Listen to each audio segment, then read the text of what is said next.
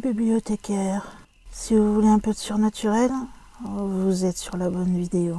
Surtout, n'oubliez pas de vous abonner, cliquez sur la cloche et laissez un petit like sur la vidéo. Ça fait toujours plaisir. Et maintenant, ouvrez bien vos oreilles. Le plus ancien possesseur de la main, dont nous avons pu retrouver la trace, se nommait Morgan Robertson. Il est né en 1861 aux États-Unis et il passa la première partie de son existence en mer. Il voyageait dans les lieux les plus exotiques et les plus énigmatiques du globe. Il est probable qu'il ramena donc cette fameuse main, d'une terre lointaine. Est-ce que c'est un objet volé dans un monastère, échangé dans un bazar arabe ou acheté à un sorcier indien? Cela restera à jamais un mystère. Cependant, il est vraisemblable que Robertson, qui est un spirit réputé pour sa connaissance de l'occulte et du monde invisible, aurait amplifié le pouvoir magique de la main, de manière très sensible. Il est envisageable qu'elle fût durant un temps très bref la propriété du chiromancien anglais Cheiro, mais aucune preuve n'a pu être apportée avec certitude de ce fait. Il est également possible qu'une seconde main existe, qui fut ramenée en même temps que l'autre par Morgan Robertson et qu'il l'aurait vendue au mage Cheiro. Ceci expliquerait le fait que Cheiro serait propriétaire lui aussi d'une main, aurait été propriétaire lui aussi d'une main. Alors que fait cette main? Si elle a été activée correctement, elle va donner à son légitime acquéreur d'étranges talents. Une dextérité hors norme, le don de l'écriture, de précognition, une sensibilité au monde invisible, toute capacité que possède déjà le détenteur de la main, mais qui vont être développées de manière inaccoutumée. Qui plus est, elle va aussi transmettre une partie du pouvoir de tous les propriétaires précédents à celui ou à celle qui a reçu, donc soit qu'on a vendu ou offert cette main.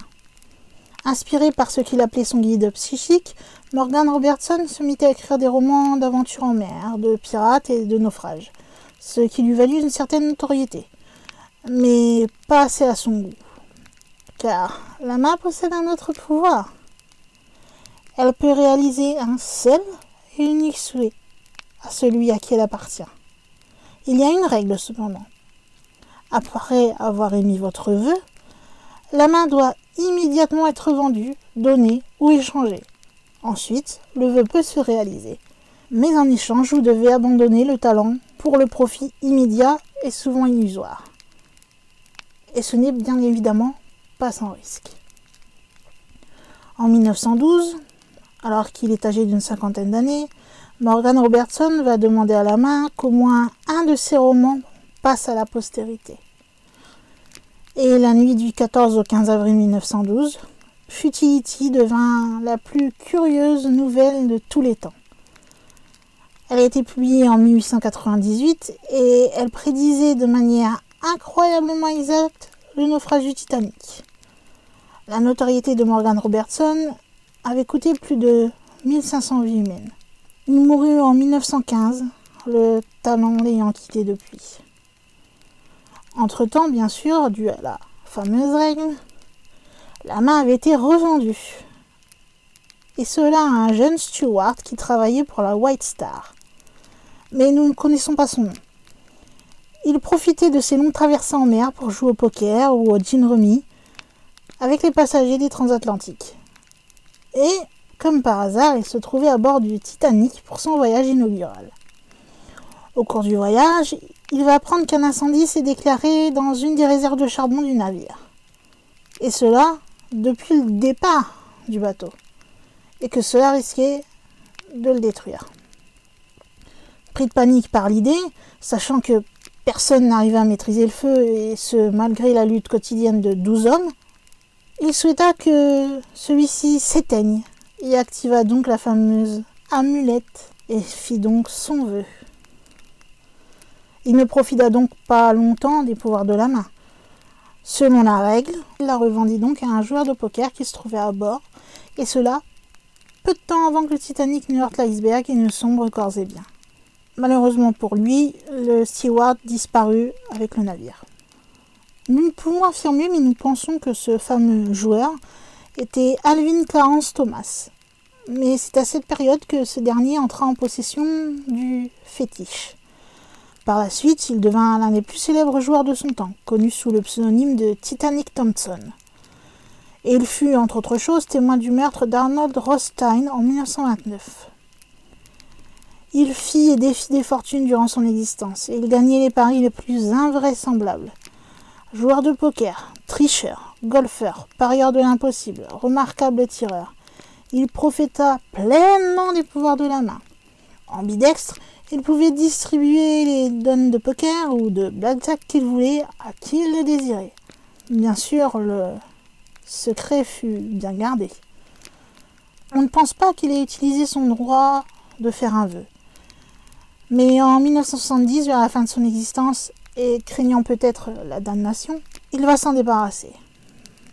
C'est alors un illusionniste américain du nom de Tom Palmer qui va en devenir l'acquéreur suivant. C'est à cette période de son existence que ce dernier changea son fusil d'épaule et reprit son nom de baptême de Tony Andruzzi. Il était déjà célèbre pour avoir écrit divers ouvrages comme Modern Illusions, The Tie Pitch, The Vampire Act ou encore The Famous Flag Act. Il se tourna ensuite vers une forme d'illusionnisme de l'étrange qu'on appelle désormais le Bizarre Magic.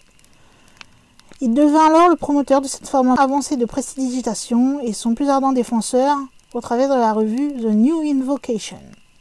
Cette magie du bizarre, d'où le nom Bizarre Magic, c'est en fait un mélange subtil entre les arts de la sorcellerie et l'illusionnisme. En 1989, il avait un petit peu besoin d'argent et il demanda alors à la main de l'aider. Puis il obéit à la coutume et il offrit cette dernière lors d'un de ses voyages aux États-Unis. Et malheureusement pour lui, peu de temps après, son épouse Gloria, qu'il chérissait, périt dans un épouvantable accident. Il toucha alors une assurance assez conséquente, mais cela ne compensa jamais la perte de celle qu'il adorait. Et il se laissa littéralement mourir de tristesse.